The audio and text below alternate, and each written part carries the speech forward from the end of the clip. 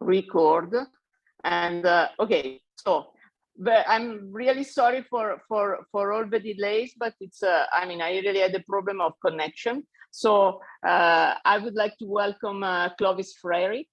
Clovis is an economist working at the Division on Technology and Logistics at UNCTAD, and is trained as a computer engineer. Sorry, but he has a PhD in economics from UNCTAD at the University of Maastricht, and is in charge, responsible for the Technology and Innovation Report. And today is gonna talk us about the 2021 Technology and Innovation Report. So.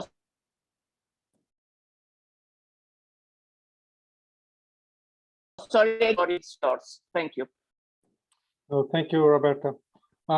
Colleagues, for the participants, can you see my screen? Is it a good size or is too small, the presentation? I just want to get the feedback from you. If anyone can just tell me. Can you just tell us okay. what? It's okay, great. Okay, thank you so much. So please, Clovis, I hope that I'm not going to have any other technical fault. Okay, please. All right, okay, great.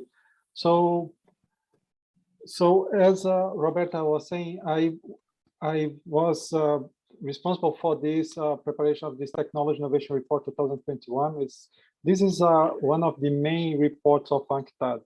It is prepared by our Division on Technology and Logistics, and this report was launched last year, 2021, and the topic was the relationship between frontier technologies and inequalities.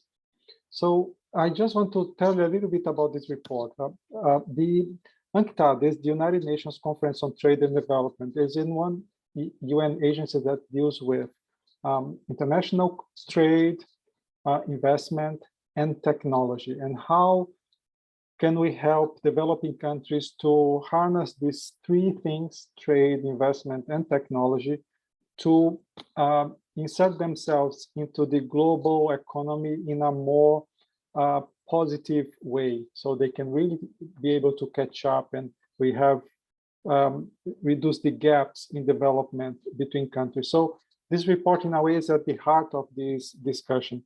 And what is different of this report with other reports that deals with new technologies or frontier technologies is because the focus is on the impact of these technologies in developing countries, while many reports tend to focus on the impact on developed economies.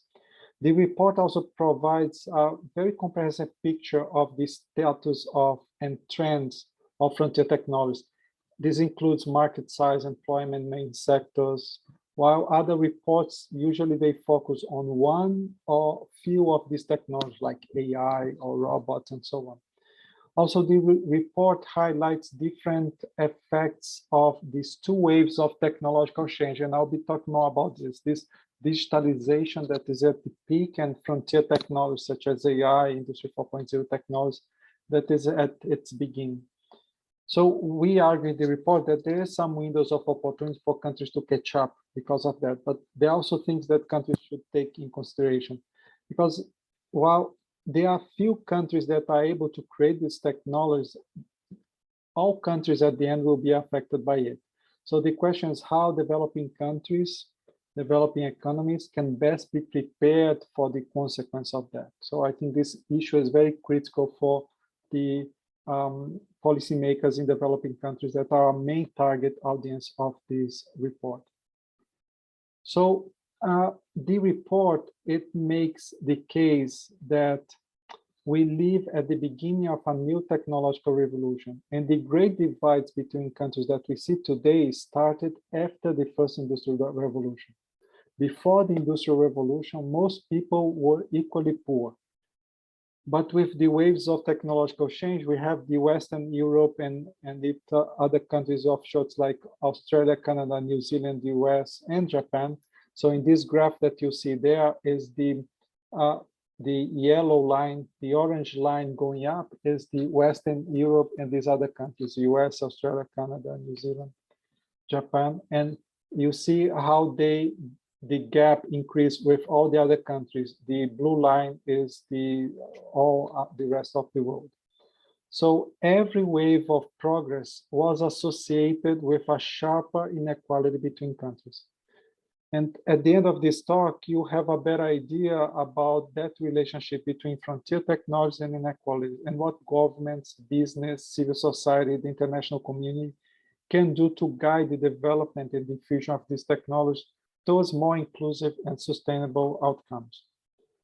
So let me start here. I have highlighted these increasing disparities between countries, but at the same time, there has been great progress, excuse me, great progress in general, not only in developing countries. Excuse me. People, let me just drink a little bit of water here. Excuse me a little bit.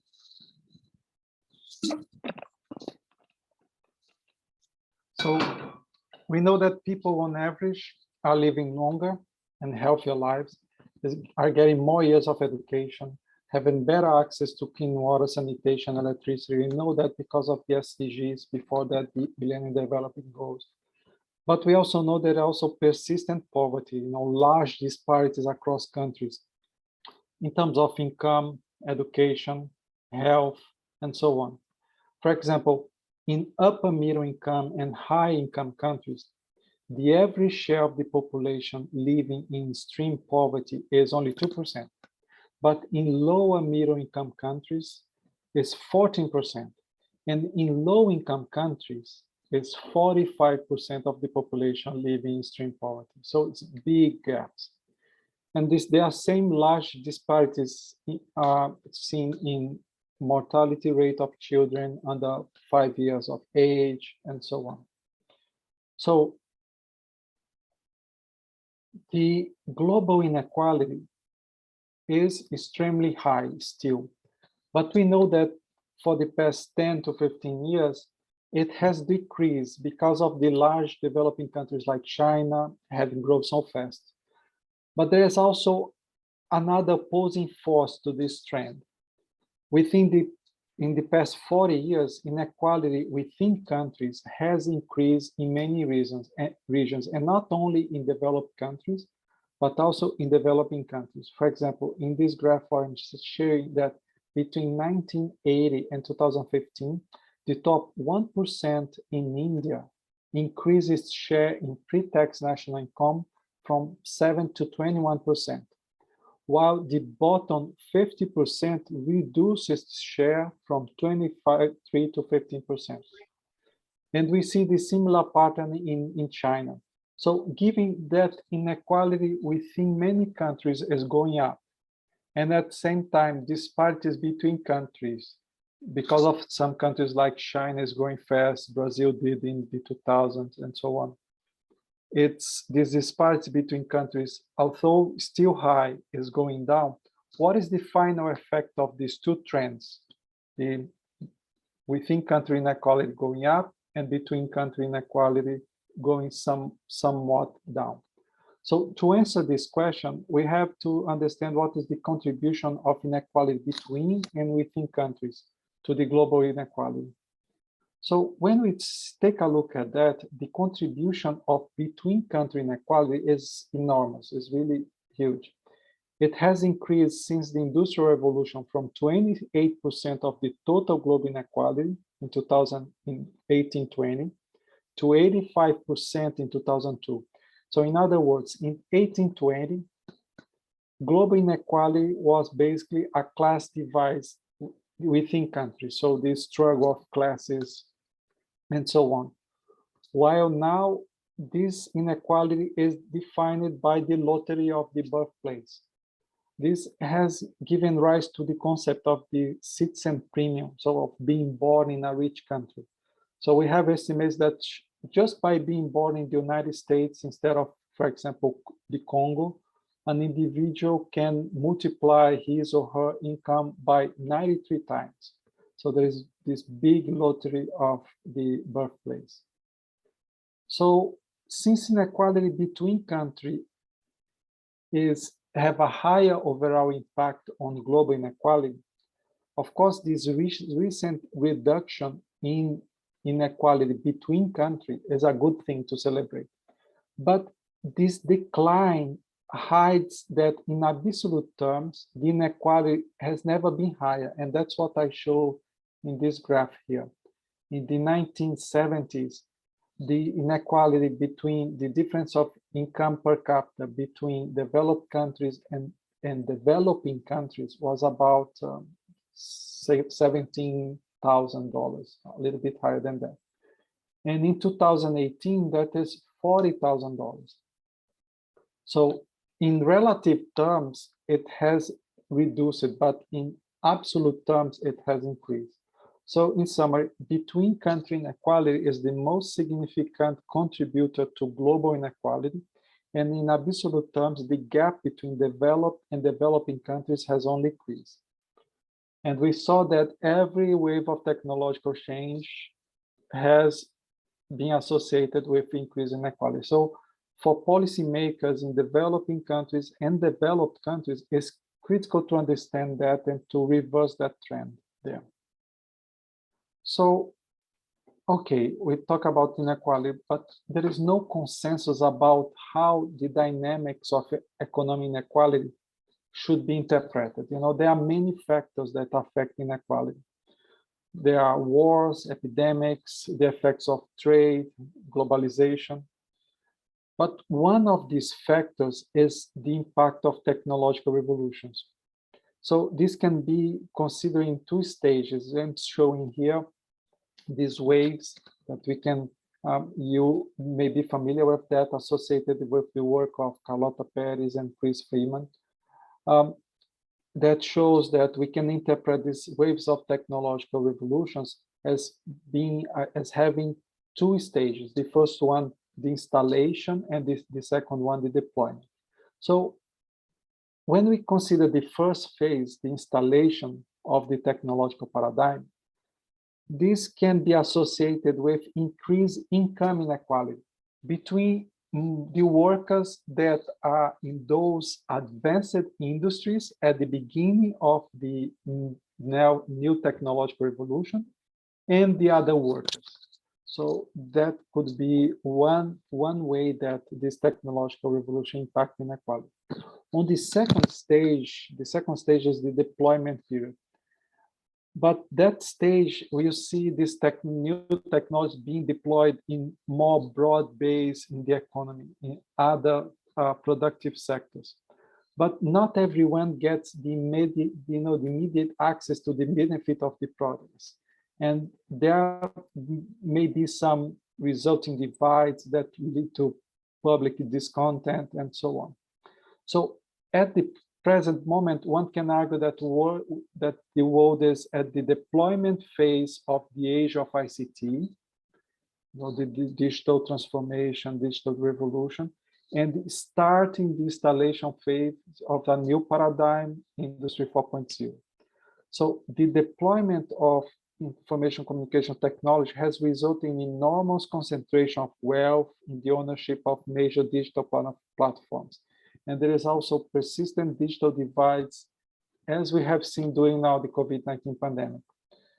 So how will the Industry 4.0, this new wave, affect inequality between countries? So that's the question that we like to address in this, that we address in this report. I just want to spend a little bit more time of these technological paradigms. I think it's important for us to understand that.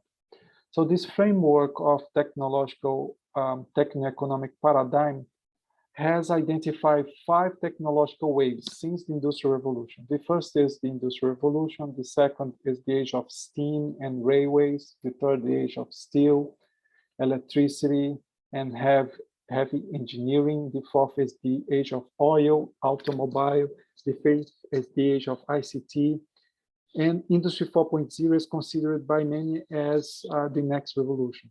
So some of the elements of the previous revolutions are still being implemented in different activities in developing countries. So to give an example, In many developing countries, mechanization has not reached most of the farms, and mechanization is part of the first technological revolution.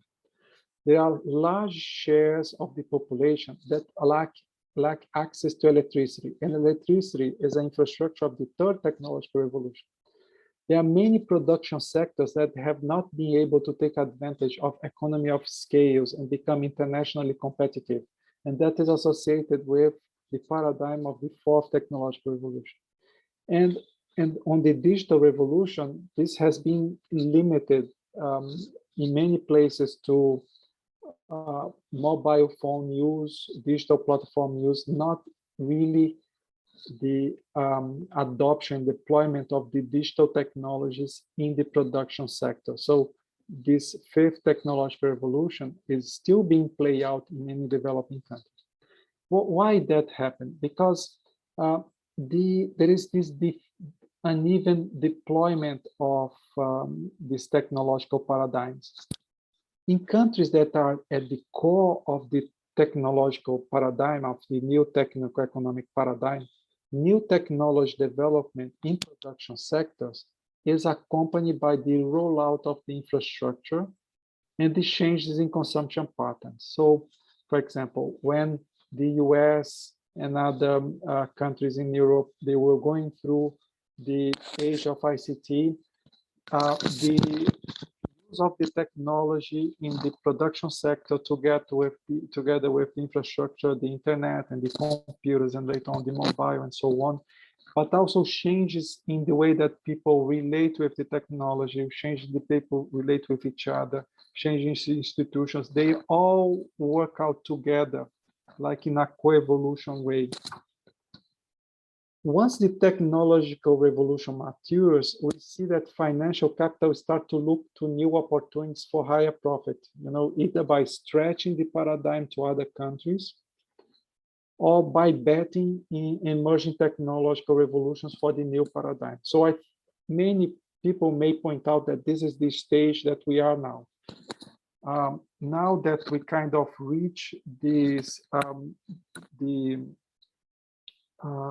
mature phase of the deployment of age of ICT, we have this deployment now of this technological revolution going to developing countries. It's one trend, and the other trend is the betting in this new technology, Industry 4.0, AI, and so on. And that's create this sequence of waves of technological revolutions that we see in this part here on the graph at the top. But the thing is that the technological waves, they reach developing countries with a delay. The deployment of the required infrastructure of the paradigm and the changes in consumption patterns, they tend to reach countries first. So first the infrastructure and change in paradigm. For example, smartphones and e-commerce is the first thing that reach a developing country in terms of this digital technology. But the deployment of the new technology in the production sector is the last stage. It may first happen through foreign direct investment. Only after further delay, it may be start to integrate into domestic firms, into SMEs, and so on. So this will result in a patchwork of elements of the different technical economic paradigms reaching different sectors in different countries at different times. So that's why when you look at a developing country, you see some sectors that are in a certain paradigm, other are further delayed, in the second paradigm, and so on. So this is the idea of this theoretical framework is behind of a lot of discussing this report. And in this report, we cover 11 frontier technologies. It's artificial intelligence, Internet of Things, big data, blockchain, 5G, 3D printing, robotics, drones, gene editing, nanotechnology, and solar photovoltaic. Frontier technologies for us is a group of new technologies that take advantage of digitalization and connectivity, and which enable them to combine and converge and to multiply their impact. So it's not a very fixed definition. There are some technologies that are new, that are not new, like robots we have for a long time, even AI since the 50s and so on. Is different techniques that come up and so on. But the idea is that these technologies now, they really take advantage of digitalization connectivity, and they combine themselves, and this convergence is what is make them special, and why we consider this in this report. And as a group, these technologies already represent $350 billion market that was in 2019, and one that by 2025 could grow to over $3.2 trillion. Many of the major providers of these technologies are from the United States, that is home of the major cloud computing platforms. China is also a major producer, notably from of 5G, drones, solar photovoltaic. In terms of publication and patents, for each of these technologies, US and China are responsible from 30 to 6% of patents and publications. So these two countries are really very important for these frontier technologies.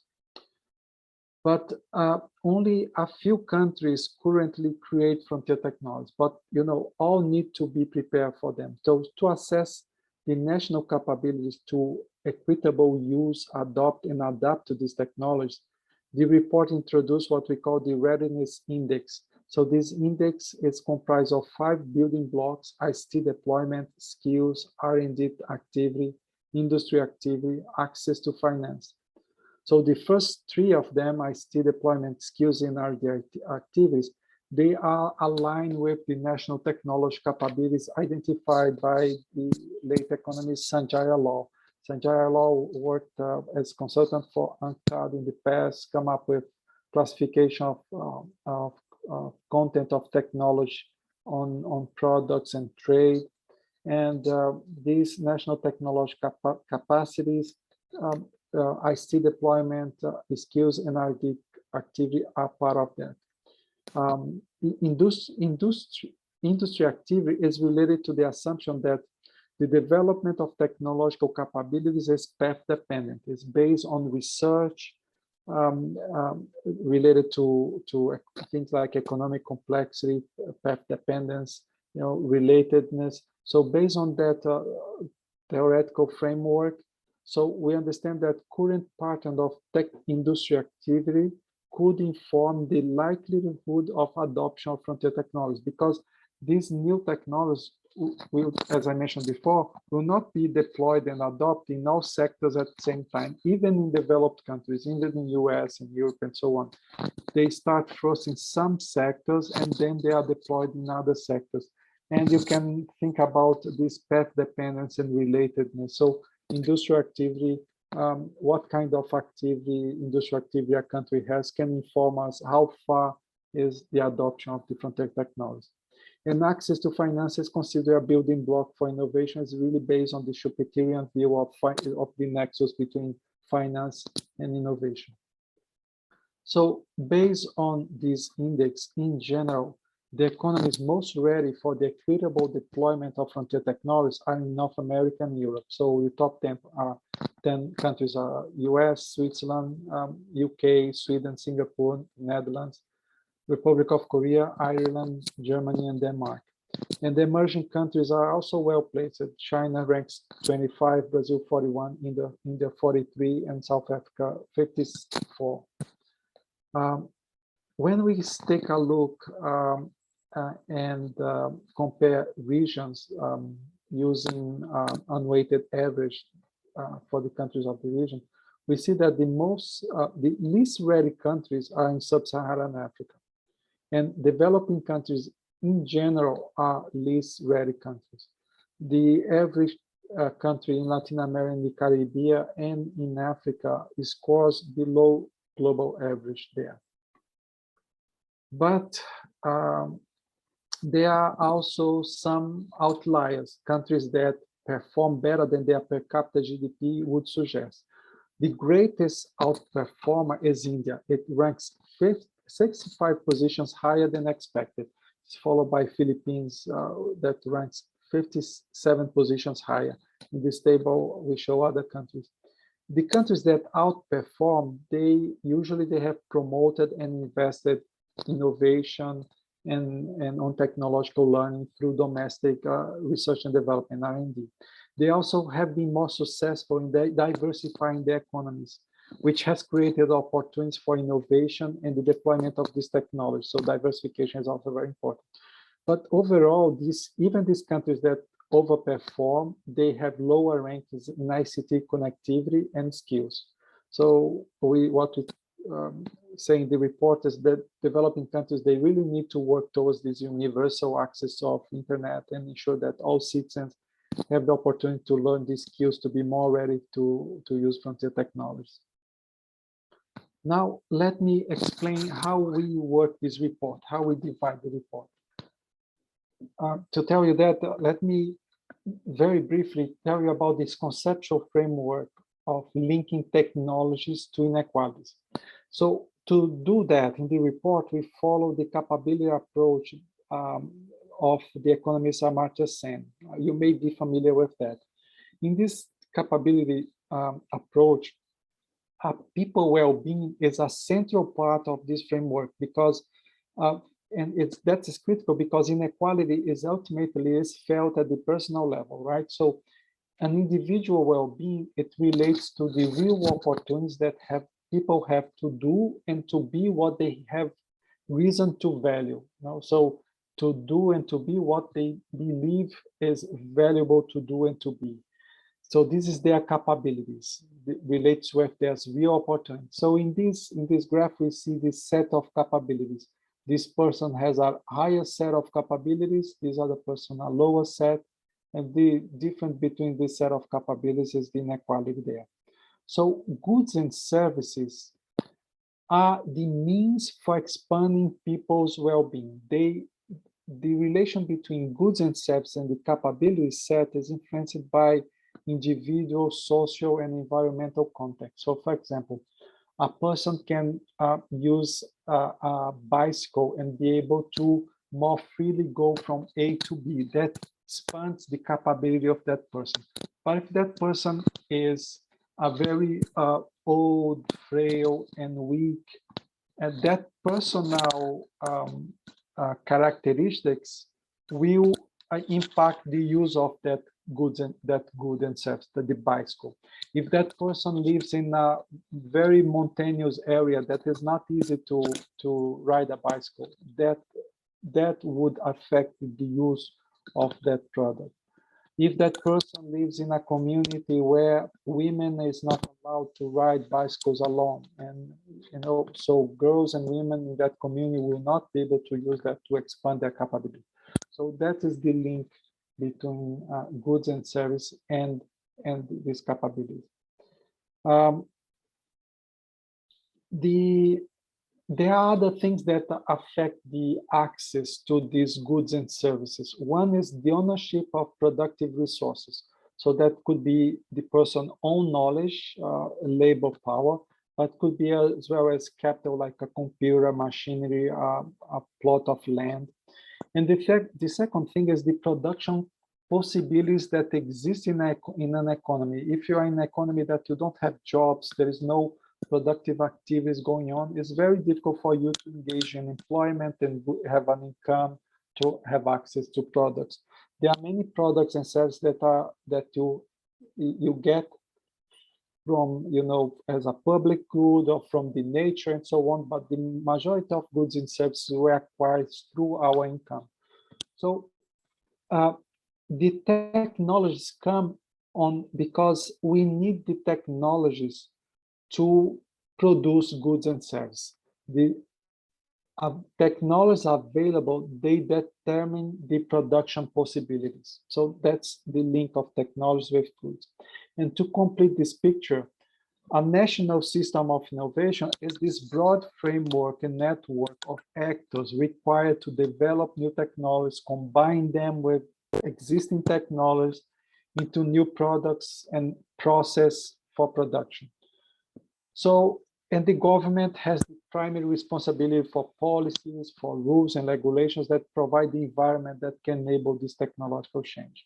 So this is what we have in one country. But when, of course, countries are not isolated, these forces surrounding technologies are not confined to a country. So these connections, they extend internationally and with firms that are part of global industries. So these networks, they include universities, research centers, civil society organizations, which are part of the country's national innovation system. At the same time, we have international institutions that work to establish shared standards of some of these variables, also to aim to level the playing field. Share knowledge is the work, for example, of UNCTAD.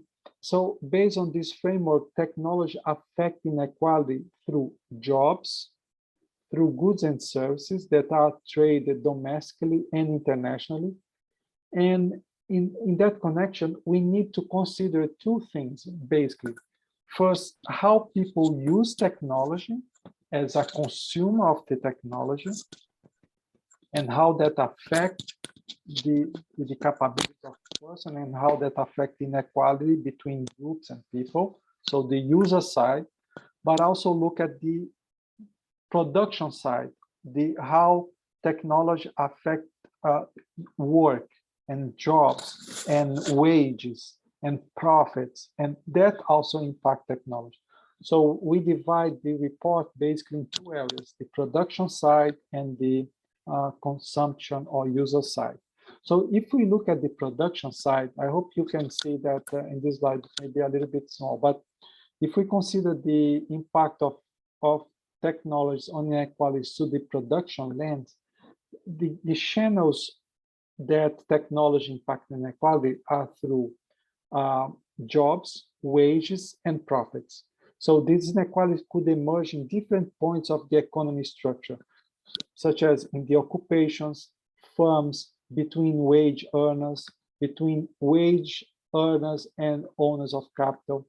There are differences in the economy structure that also drive inequalities between countries. You know, a country could be more rural and agricultural based, the other commodity dependent, the other very much industrialized. So this difference in economic structure also drive inequality.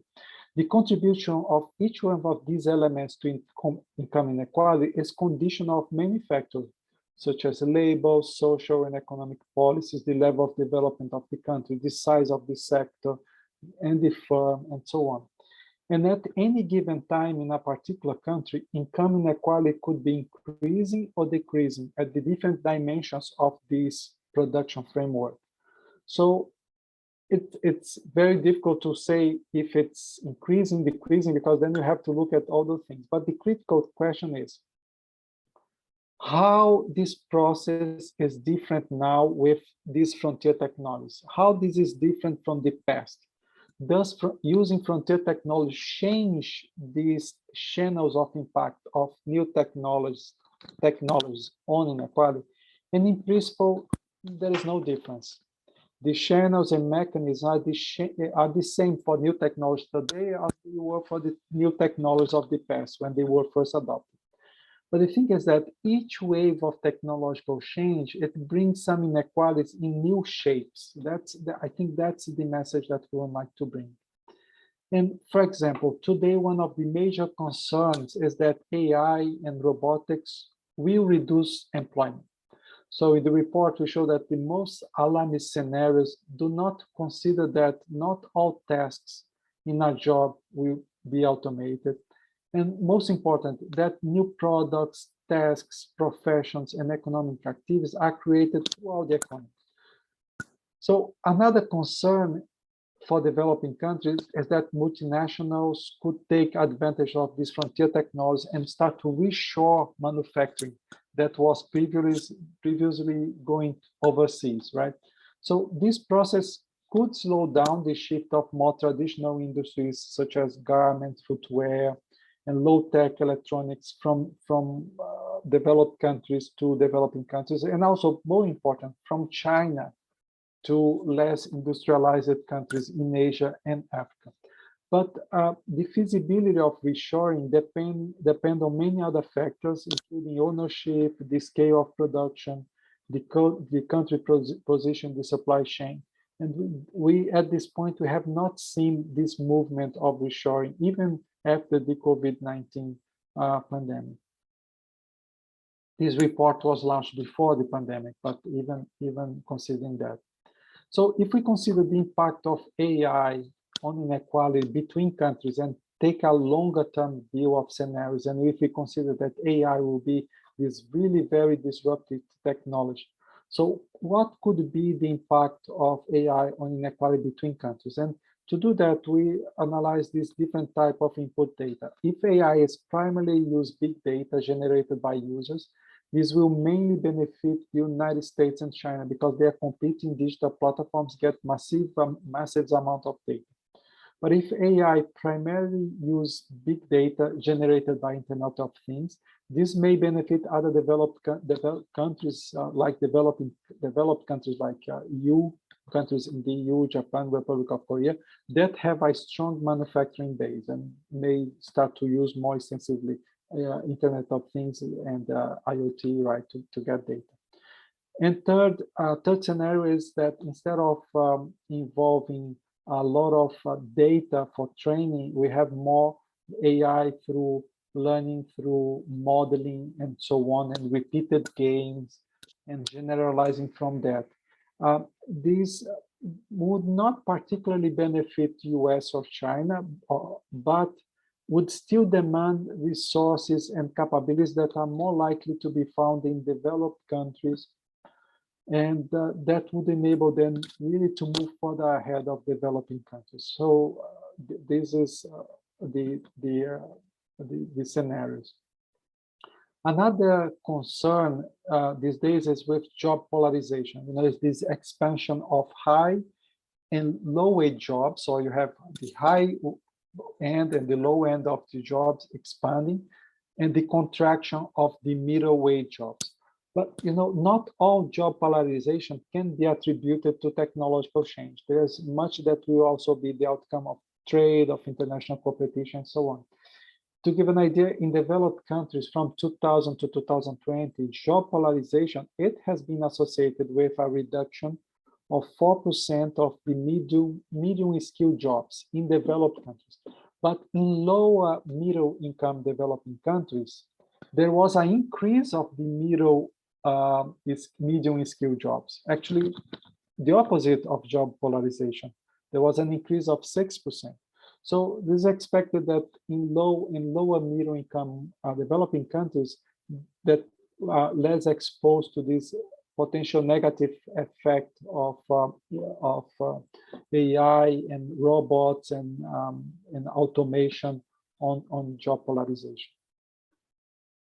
Another thing that we discuss in the report is the gig economy. So some of the work in the gig economy is provided locally, like Uber driver and so on.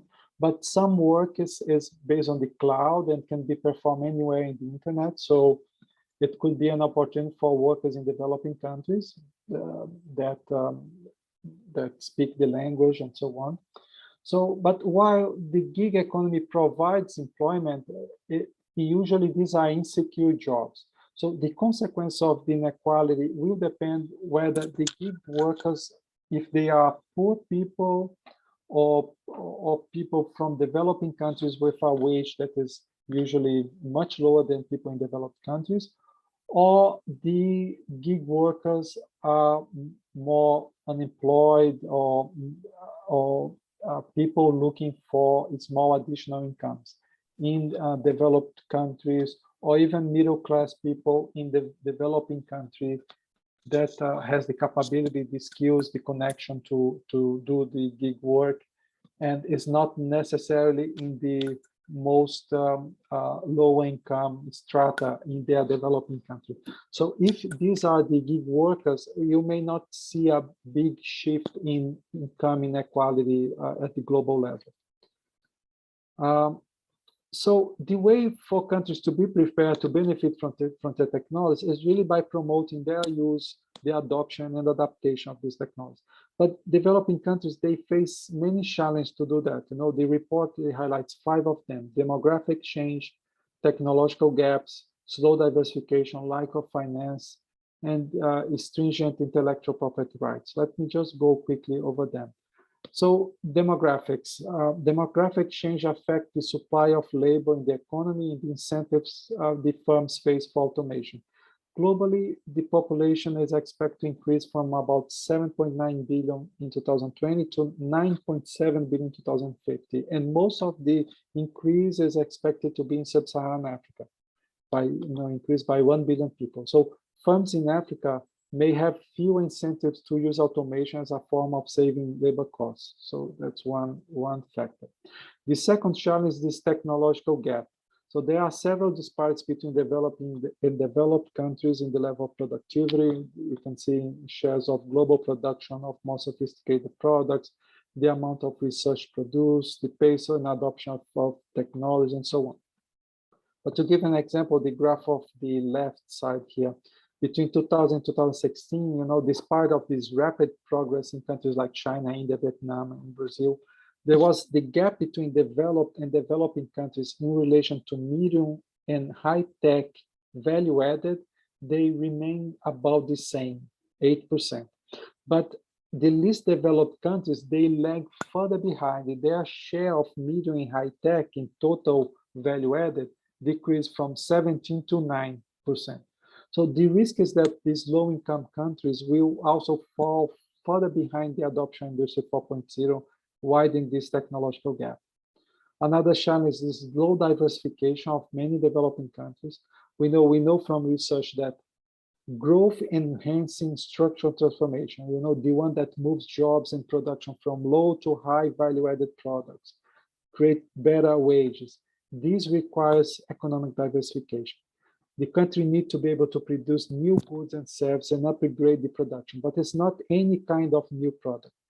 Growth enhancing economic diversification should have a direction. It should be towards products that we consider more complex, that have associated with more technological capabilities to produce them.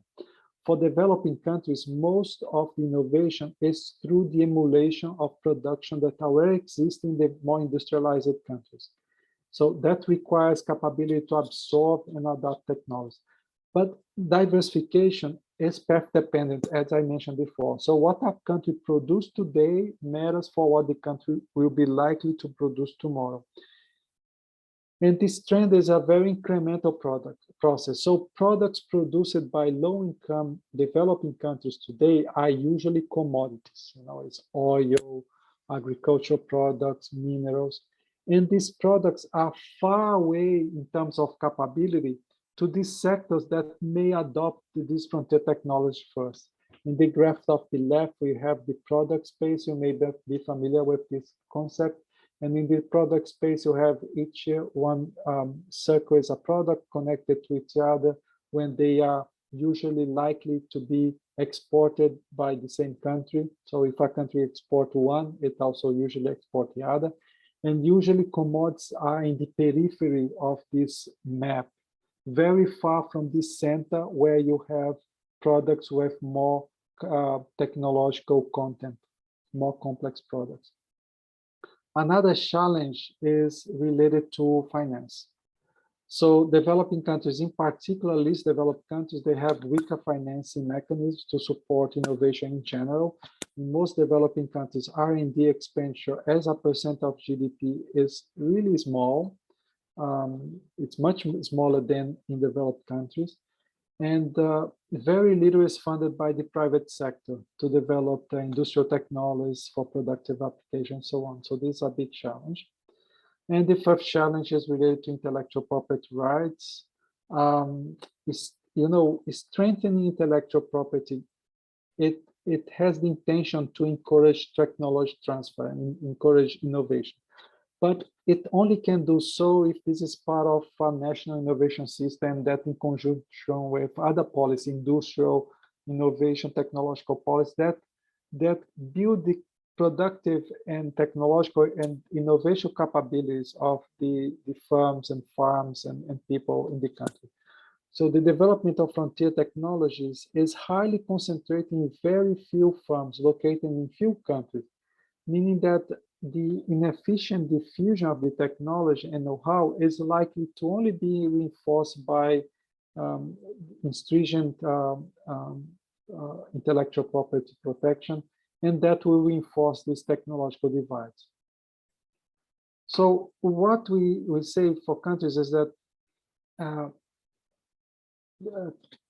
countries need to stimulate the growth of new industry and sales in the frontier technologies. And to be effective, they need to set strategic directions through national plans for research and innovation that can take on some of these emerging social challenges as well, like inequality, aging, climate change, and use that as some windows of opportunity for these countries to catch up. So national innovation policies, they need to be aligned with industrial policies, for sure. And when we are tackling other social challenges like inequality, they should be aligned with social policy. Climate change, tackling climate change, we're aligned with energy and environmental policy and so on. In many cases, this will require better access to patent technology. So at the same time, governments also can finance R&D while requiring better service to the public. There are some of the finance for innovation can come from official source, but there are also alternative models of funding like impact investment, venture capital, crowdfunding, and innovation and technological funds. And policymakers also, they need to anticipate the impact of this change in the workforce.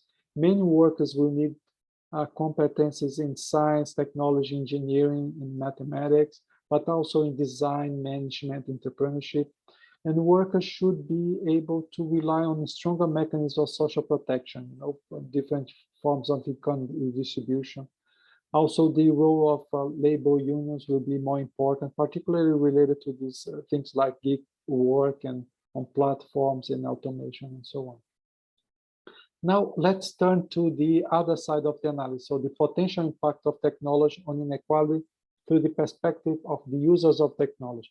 And one of the most critical aspects is access. So access, but in the broader concept, we call this the 5 A's: it's availability, affordability, awareness, accessibility, and ability for effectively use technology. So access to technology can be restricted by many things, for example, by social norms, for women, ethnic minorities and disadvantaged groups, and even within different people in the same household, the social norms may affect access to technology. The other aspect is the design of the technology and the design of the goods and services that use this technology. So technology, be that frontier technology or otherwise, or older technology, they can support many kinds of social, political, environmental goals, but all technology, they need to be designed carefully, so not to increase the inequalities, so to produce more unintended effects, side effects. And again, developing countries face special challenges related to that. A major issue is the high level of poverty in developing countries. As I mentioned before, the difference of average population living in extreme poverty is 2% in high-income countries, 45% in low-income countries. So as a result of this big disparity, access to goods and services is more difficult for a large share of the population in developing countries. So in this case, the barriers are not technological, but it's really economic and social barriers to access this technology and the products that use this technology. Another challenge is the digital divide. Almost half of the world population remains offline, majority of that in developing countries, majority of that in rural areas. So many developed countries, they do not have adequate digital infrastructure. High-income countries affordability is also very different in high-income countries. A monthly price of 1 gigabyte of data is like represent 1% of GDP per capita per month. Sometimes lower than that. But in low-income countries, this could be 20% of the GDP per capita per month of the monthly price of that. So not many people have can afford that and use a better high-speed internet and so on. So, and there is, of course, the shortage of skills, right? In developing countries, is still lower than when compared with developed countries. Another major concern is related to this bias design, as I mentioned before, and I just want to mention these bias designs in AI systems that can come up because they may employ bias algorithms or bias data for training. For example, in the report we mentioned that if a woman is signing Google account as a woman, and the Google, it will reduce the likelihood of this person seeing an advertisement for higher paying positions. You know, it will not be seeing many advertisements for that. Regarding gene editing, there's also these inequalities between where it's being used, the data that is get. For example, there is a study that we mentioned from 2017 that most of the clinical trials in gene therapy were in the United States and Europe, like almost 90%. And most clinical gene editing studies also have been conducted in these countries. Although in China, there is a big number now of these gene editing studies, almost 20% of studies there. In relation to intellectual property, most of the research in developed country with the prospect of the ownership of technologies limiting their contribution to for addressing challenges of developing countries. We see that quite a lot. There's a lot of the intellectual property being limiting the technology, for example, in food production, in health. And there's now a big discussion after the COVID-19 pandemic on the use of these protections for the vaccine, for example. Now, in the report, we argue that the international community, they need to guide new and emerging technologies, frontier technologies, so that they can support the development, sustainable development, and really leave no one behind. You know, this slogan of the UN, leave no one behind. So it's important to establish ethical frameworks, particularly for the deployment of AI and gene editing. And in the report, we went through 169 of these frameworks and see that they are not aligned, of course, not very coherent with each other and so on. So it's still another work to be done there. There is also to have a broader consensus on ethical and social issues related to gene editing. So this is something that we advocate quite a lot. Now, if we move to the main conclusions of the report, we say that technological progress, of course, is essential for sustainable development, but also can perpetuate inequalities and create new inequalities. So the task for governments is to maximize the potential benefits of technology, while at the same time mitigating the harmful outcomes. So there is a need for policy to direct technological change towards meeting the social needs. At the SDGs, the Sustainable Development Goals, they should guide these national innovation strategies to reduce inequality between social groups, individuals, regions, countries, also to reduce the environmental impact. And extending the benefits of frontier technologies to the low-income groups, to the poor, they really require a public policy, create incentives within the national innovation systems, you know, also while encouraging investment and community participation and so on.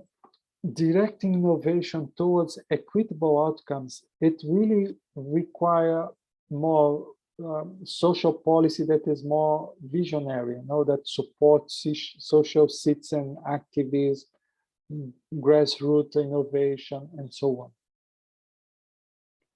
on.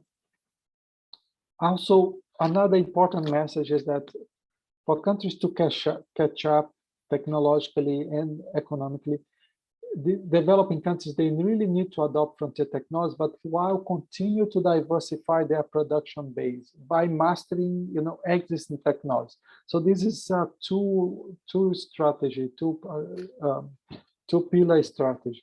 They need to do both at the same time to have both targets at sight. So this will mean strengthening innovation systems while aligning science, technology, innovation policies to industrial policies, building basic digital skills, closing the gaps in digital infrastructure, and so on. There is also always the risk that this rapid change in technology can harm or perpetuate inequalities. So doing labor market disruption in countries that are adopting these new technologies. So again, workers should be able to rely more on social protection and so on. Government and also the private sector should try to ease these workforce transitions with training, retraining, And there is also a country should do more of technological foresight and assessment to try to understand what will be the impact of these frontier technologies on the society, on the economy, on the environment. At the international level, the business of UN is it's really international cooperation. So this will require this international effort to guide the development of and deployment of these frontier technologies. And we need that to do, we need international cooperation to help countries, particularly developed countries, the low-income developing countries, with financial support, but also with technical support. You need that to build a stronger national capacities in science, technology, innovation. For least developed countries, that may mean that the official development assistance that they receive from donor countries may have to increase. We need this international cooperation to smooth this technology transfer that may involve, liberalizing access to trade and to technologies covered by some intellectual property rights in some cases. We need to increase women's participation in tech sectors and innovation. So if women are to really play a full part role in the frontier technologies, we need to improve foresight and technological assessment to better understand the impact of technology. And also we need to promote this debate that is more inclusive, especially, least developed countries. They should be part of this debate on frontier technologies, where they are going to impact. They may not be developing these technologies, but all countries will be impacted by it. So to conclude, I'll say that some of the messages of the report is that strong leadership is required to influence how frontier technology shape the world. So technology is not a solution on its own. Problems such as poverty, hunger, climate change, and inequalities in health, education, and so on. These are complex and multidimensional problems, so technology is not a solution for any of them. It has to be considered as potentially part of the solution, but we need a strong leadership to influence how these technologies can shape these issues. Protect technology so they can bring this transformative power, but they also should be steered for this more inclusive development. Government should take the lead, but all stakeholders should be part of that. Developing countries, particularly low-income countries, they cannot afford to miss this technological way. Each country should have their STI policy, science technology policy, appropriate to their stage of development, and this requires this balanced approach of building a robust industrial base while promoting frontier technologies to deliver the 2030 agenda. So I stop it here.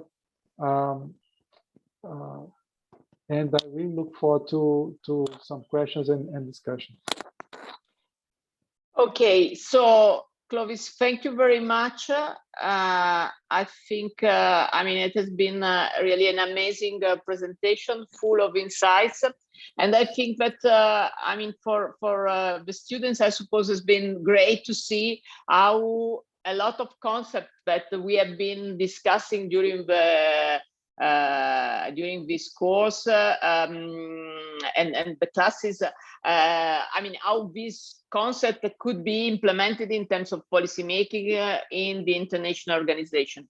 I'm very sorry that because of my technical problems, we don't have much time for questions because I have to run to take a train to go back to Milano, but we have some time. So if there is any question, you can just open your microphone and just speak.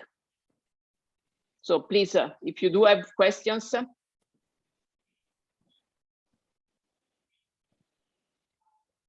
Who has question? Everybody's silent today. Okay, well, maybe, please. Yes, can you just open your video also so we can see you, we can hear you, but maybe we can also, great, thank you. Okay, please. Yeah, my question would be, can the impact of a multinational company have an impact?